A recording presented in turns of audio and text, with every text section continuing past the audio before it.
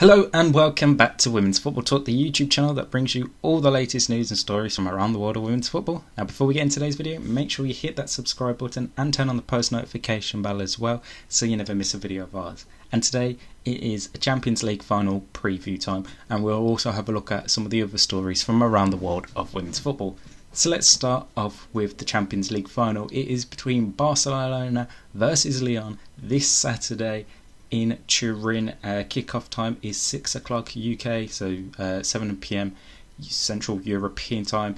It's going to be an absolute cracking game. We've got the current holders in Barcelona, who have recently just gone 30 games unbeaten in the Primera Iberdrola over in Spain, whilst Lyon are having a fantastic season over in France, top of the league, and they've just been one of the best sides in French football, obviously for a long period of time. They had their spell out of last year not being good in Europe, but they're back to being their best, obviously with Wendy Renard at the back. It's just one of the teams that you always know it's going to be a tough battle, and I'm expecting this to be a much closer final than what we had last season between Barcelona and Chelsea. Obviously, we all know the outcome of that. Barcelona ended up winning 4-1 that time, and it was just such an easy final for them. So expect a much tougher battle between the two sides on Saturday evening. It's going to be a fantastic final. Obviously, Barcelona, you know what to expect with them. They're just going to try and outpass you and dominate possession, and then obviously get the ball into the box and deal with it in the final third. I'm expecting them to have a different approach play when it comes to dealing with stuff in the final third than what you may expect or you saw in last year's final against Chelsea. So expect some different tactics to be deployed by Barcelona, and even Lyon themselves going forward. They're also going to have a few surprises up their sleeves, I would imagine. So it's going to be a very entertaining game on cards, and I think this could be one that could go all the way to extra time, if not penalties itself. So it's going to be a fantastic one to watch out for this Saturday evening on the DAZN YouTube channel, or if you're here in the United Kingdom, it is also being shown live on ITV4, so that is going to be something to watch out for, obviously, this Saturday. Now, some other news stories this week, and obviously the US Federation have announced that the men and the women will be getting, obviously, the equal pay that has been argued about for the last couple of years, which is fantastic to see. And they have also managed to agree that all the prize money will be split equally between the two men's teams and the women's team professionally.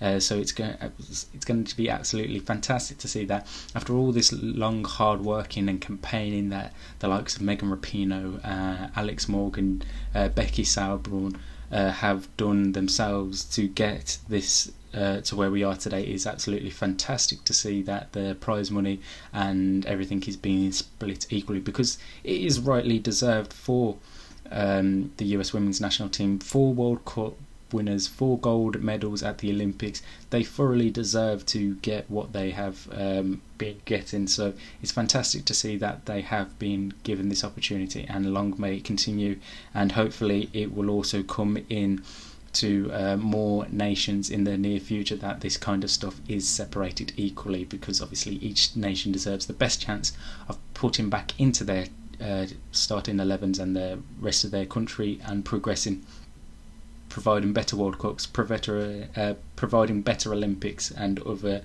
championship experiences going forward.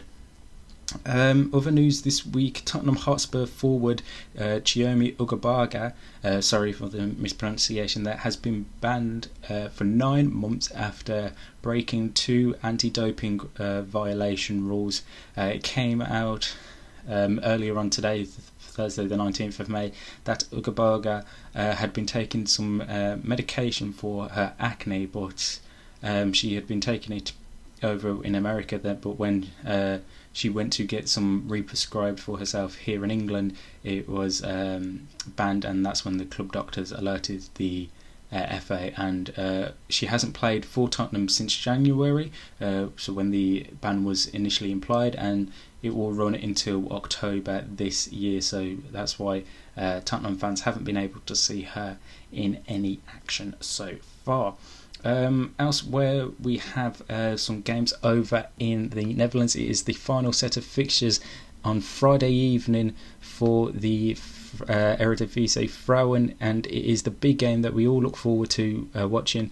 It is technically a title decider between Ajax and FC20, although it would require a big goal swing by Ajax.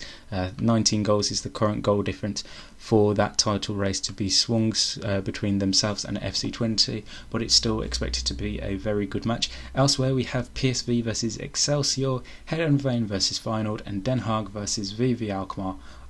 These are all kicking off at 7:30 European time for the final time this season. Earlier on this week, Serena Wiegman named an initial 28-player squad for this summer's Euros for England, with the likes of Steph Houghton, Chloe Kelly, Fran Kirby all being included in it.